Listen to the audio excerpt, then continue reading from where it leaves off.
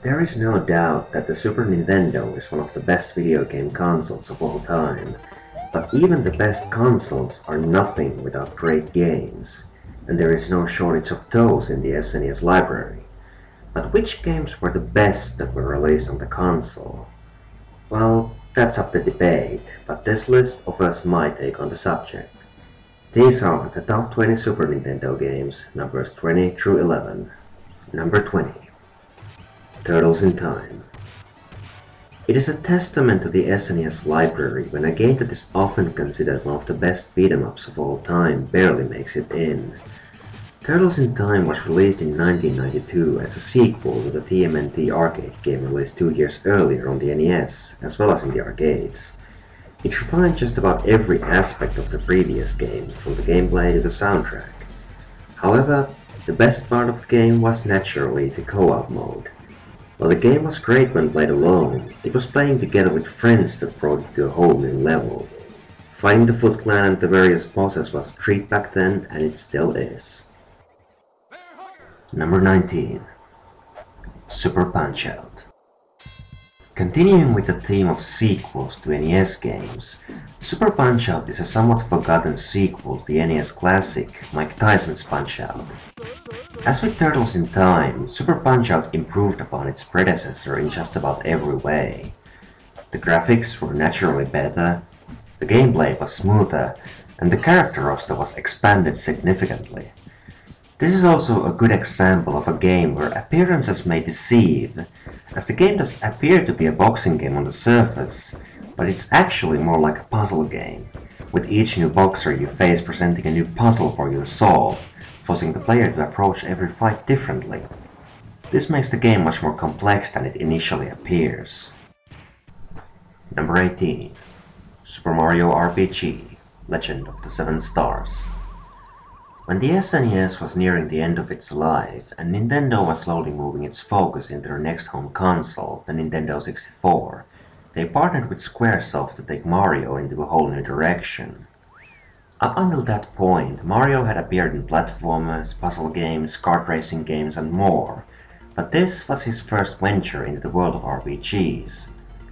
In the 16-bit era, Square was the undisputed king of the genre, so it made sense to have them be the ones to do it.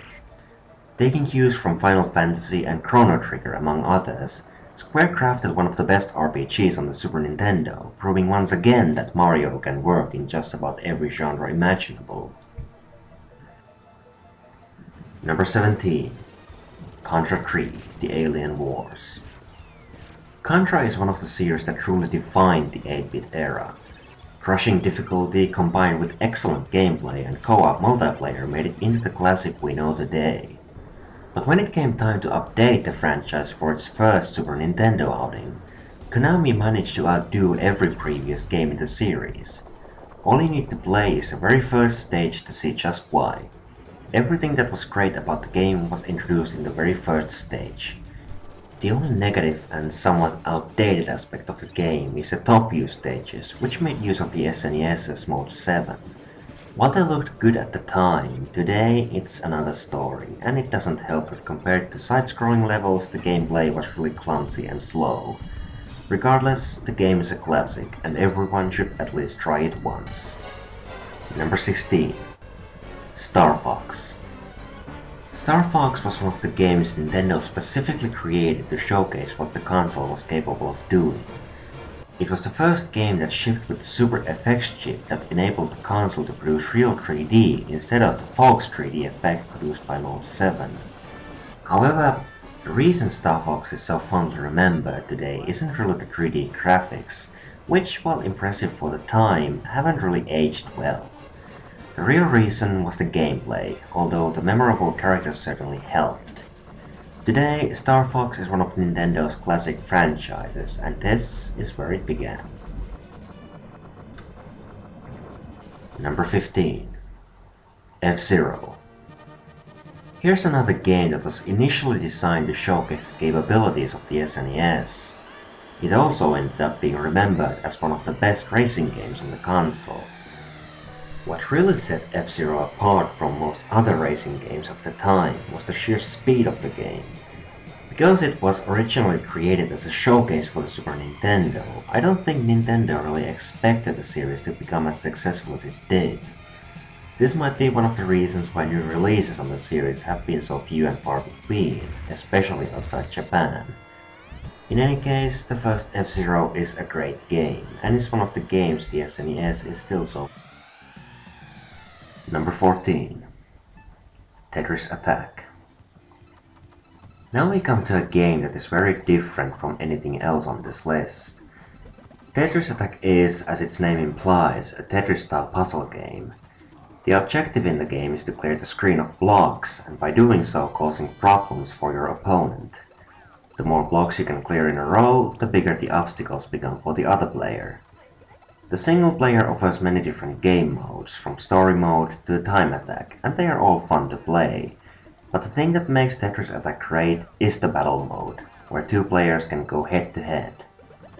There are very few things that are as satisfying as dropping a 10-row high block onto your friend's screen and watch them struggle in vain.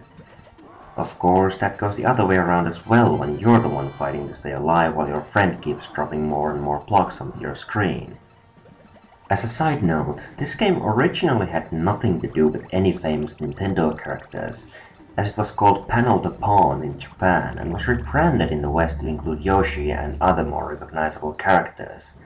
But regardless of the version, Tetris Attack is one of the most fun puzzle games ever created, and the best one on the SNES.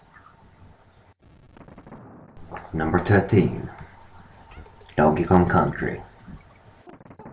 After the original Donkey Kong games in the arcades, the character of Donkey Kong had mostly been relegated to small cameos in other games, while Mario went on to become arguably the most iconic video game character of all time. It wasn't until the release of Donkey Kong Country in 1994 that he regained his place in the spotlight. Donkey Kong Country is today remembered as one of the best 2D platformers of all time, and for a reason. Fluid gameplay, unique visual style, and a great soundtrack, all of which still stand up today, made Donkey Kong Country a classic, and the beginning of a franchise. Number 12. ActRaiser. ActRaiser is a highly unique game in the SNES library. While today, combining two different genres together to make a game isn't all that uncommon, back then ActRaiser was an anomaly. It combined action platforming with city building, and it was an early example of a god game where the player essentially takes on the role of a deity who then has to help the people of the land to develop their civilization towards prosperity. Individually, the different parts of the game may not be anything groundbreaking. For example, the city building is a bit lacking in challenge, although the platforming more than made up for that in difficulty. But when the different parts were combined, the end result was one of the best games on the SNES. Number 11. Yoshi's Island. When Nintendo's focus was slowly shifting towards their new upcoming console, the N64, Shigeru Miyamoto wanted to produce one last Mario game for the SNES that would make use of everything that they had learned about the console so far. The team had already made several of the most famous side-scrollers from Nintendo by that time, including Super Mario World a few years earlier. Unlike past Mario games where the player controls Mario, in Yoshi's Island you play as, well, Yoshi. However, this isn't the only way the game differs from other Mario games. Most notably, the visual style is completely different, resembling crayon drawings and being more cartoonish in general. Whether you like the visual style or not, the fact is that Yoshi's Island is a great game.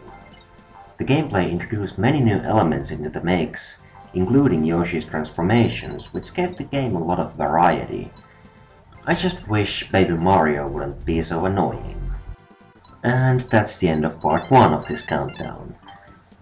Part 2 containing the numbers 10 through 1 will be up soon, so make sure to check it out then.